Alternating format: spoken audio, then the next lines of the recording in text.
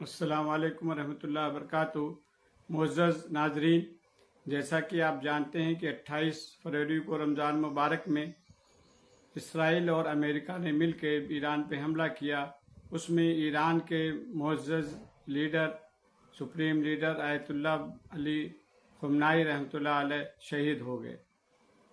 ان کی شہادت کے بعد سمجھیے کہ ساری دنیا کا نقشہ بدل گیا۔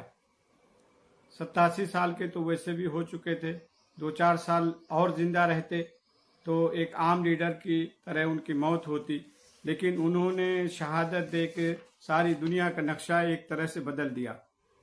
اس سے جو ہے شیعہ سنی ایک تو ایک ہو گئے دنیا میں، اور جو ہے سارے انسانیت پسند لوگ بھی ایک ہو گئے ہیں۔ جو اسلام مسلمانوں سے دشمنی رکھتے ہیں وہی لوگ اسرائیل کا ساتھ دیتے ہیں، باقی تو کوئی بھی دنیا میں اسرائیل کا ساتھ نہیں دے رہا ہے۔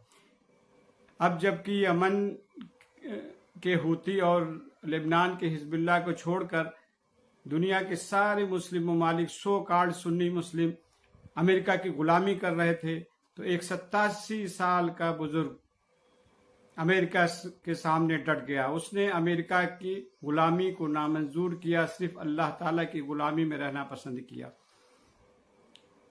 انہوں نے جو ہے امریکہ کا ڈٹ کے مقابلہ کیا اور شہید ہو گئے، لیکن امریکہ کی بات نہیں مانی انہوں نے۔ اس کا نتیجہ یہ نکلا کہ آج وہ اس فتنے فساد کے دور میں انہوں نے جو ہے، جب اکثر مسلم ممالک کے لوگ عیاشی کر رہے ہیں، بڑے بڑے محلوں میں رہتے ہیں، آپ دیکھیں کہ ان کی زندگی کتنی سادہ تھی، چھوٹے سے گھر میں رہتے تھے، معمولی سا فرنیچر تھا، ان کے بینک اکاؤنٹ میں بھی کچھ نہیں تھا۔ وہ ساری دنیا کے لیڈروں کو ایک مثال دے کے گئے ہیں، مثال بن کر دنیا سے گئے ہیں، اور ایک معمولی سے مکان میں رہنے والا شخص، اور ہر وقت عبادت کرتے تھے، قرآن کی تلاوت کرتے تھے، اور بہادری کی مثال انہوں نے پیش کی۔ جب ان کے اوپر حملہ ہوا تو اپنے آفس میں تھے، قرآن کی تلاوت کر رہے تھے۔ سیکورٹی گارڈز نے کہا کہ بھائی آپ چلے جائیے بنکر میں، تو انہوں نے کہا کیا ساری قوم 9 کروڑ ایران کے عوام بنکر میں ہیں؟ اگر وہ بنکر میں ہیں تو بچ جاؤ۔ بڑی سکون سے عبادت کر رہے تھے، کوئی ڈر خوف۔ اس کا ویڈیو بھی آ چکا ہے، آپ لوگ دیکھیے ان کا ویڈیو۔ انہوں نے ان کی 38ویں پشت امام زین العابدین رضی اللہ عنہ سے ملتی تھی، اور انہوں نے ثابت کر دیا کہ وہ امام زین العابدین رحمۃ اللہ علیہ کے جانشین ہیں، اور انہوں نے یہ بھی ثابت کیا کہ شہادت ہے مطلوب مقصود، مومن نہ مال و غنیمت نہ کشور کسائی۔ جیسے آج امام حسین رضی اللہ عنہ کا نام لیا جاتا ہے، اور یزید کو ساری دنیا کے لوگ لعنت ملامت کرتے ہیں، اور قیامت تک اس کے اوپر لعنت ملامت رہے گی۔ اسی طرح سے اب دنیا میں علی خمینی رحمۃ اللہ علیہ کا نام عزت سے لیا جاتا رہے گا، اور اسرائیل، امریکہ، اس کے ساتھ جو حواری ہیں، اس کے جو مدد کرنے والے ہیں، اس کا ساتھ دینے والے ہیں، ان کو قیامت تک لعنت ملامت ہوتی رہے گی۔